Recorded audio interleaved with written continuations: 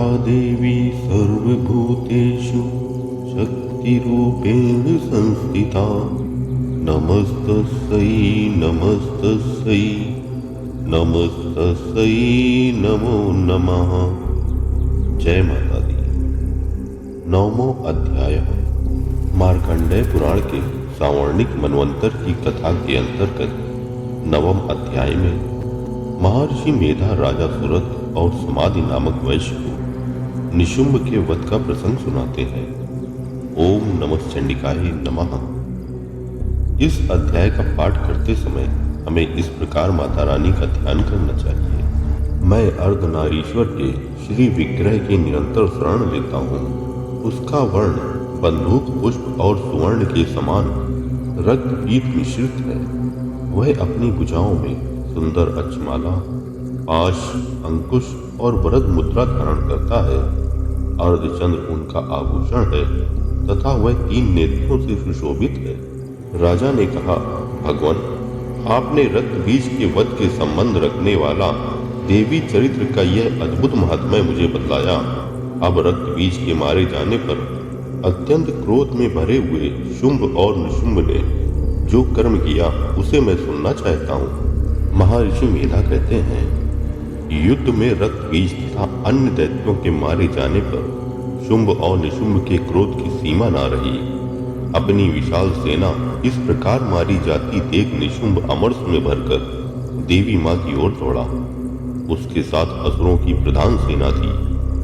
उसके आगे पीछे तथा पार्श्व भाग में बड़े बड़े असुर थे जो क्रोध से ओंठ चबाते हुए देवी माँ को मार डालने के लिए आए।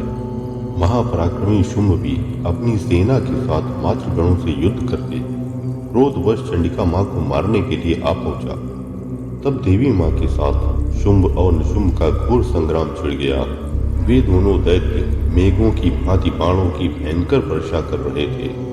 उन दोनों के चलाए हुए बाणों को चंडिका माँ ने अपने बाणों के समूह से तुरंत काट डाला और शस्त्र समूहों की वर्षा करके उन दोनों दैत्यपतियों के अंगों में भी चोट पहुंचाई। निशुंभ ने तीखी तलवार और चमकती हुई ढाल लेकर देवी माँ के श्रेष्ठ वाहन सिंह के मस्तक पर प्रहार किया। अपने वाहन को चोट पहुंचने पर देवी माँ क्षुरप्र नामक बाण से निशुंभ की श्रेष्ठ तलवार तुरंत ही काट डाली और उसकी ढाल को भी, जिसमें 8 चांद जड़े थे, खंड खंड कर दिया। ढाल और तलवार के कट जाने पर उस असुर ने शक्ति चलाई, किंतु सामने आने पर देवी माँ ने चक्र से उसके भी 2 टुकड़े कर दिए। अब तो निशुंभ क्रोध से जल उठा और उस दानव ने देवी माँ को मारने के लिए शूल उठाया, किंतु देवी माँ ने समीप आने पर उसे भी मुक्के के प्रहार से चूर्ण कर दिया। तब उसने गदा घुमाकर चंडी माँ के ऊपर चलाई, परंतु वह भी देवी माँ के त्रिशूल से टकराकर भस्म हो गई। तदनंतर दैत्यराज निशुंभ को परसा हाथ में लेकर आते देख देवी माँ ने बाण समूहों से घायल कर पृथ्वी पर सुला दिया। उस भयंकर पराक्रमी भाई निशुंभ के धराशायी हो जाने पर शुंभ को बड़ा क्रोध हुआ और अंबिका माँ का वध करने के लिए वह आगे बढ़ा। रथ पर बैठे बैठे ही उत्तम आयुधों से सुशोभित अपनी बड़ी बड़ी 8 अनुपम भुजाओं से समूचे आकाश को ढककर वह अद्भुत शोभा पाने लगा। उसे आते देख देवी माँ ने शंख बजाया और धनुष की प्रत्यंचा भी अत्यंत दुस्सह शब्द किया। साथ ही अपने घंटे के शब्द से, जो समस्त दैत्य सैनिकों का तेज नष्ट करने वाला था, संपूर्ण दिशाओं को व्याप्त कर दिया। तदनंतर सिंह ने भी अपनी दहाड़ से, जिसे सुनकर बड़े बड़े गजराजों का महान मद दूर हो जाता था, आकाश, पृथ्वी और 10 दिशाओं को बुझा दिया। फिर काली माँ ने आकाश में उछलकर अपने दोनों हाथों से पृथ्वी पर आघात किया। उससे ऐसा भयंकर शब्द हुआ जिससे पहले के सभी शब्द शांत हो गए।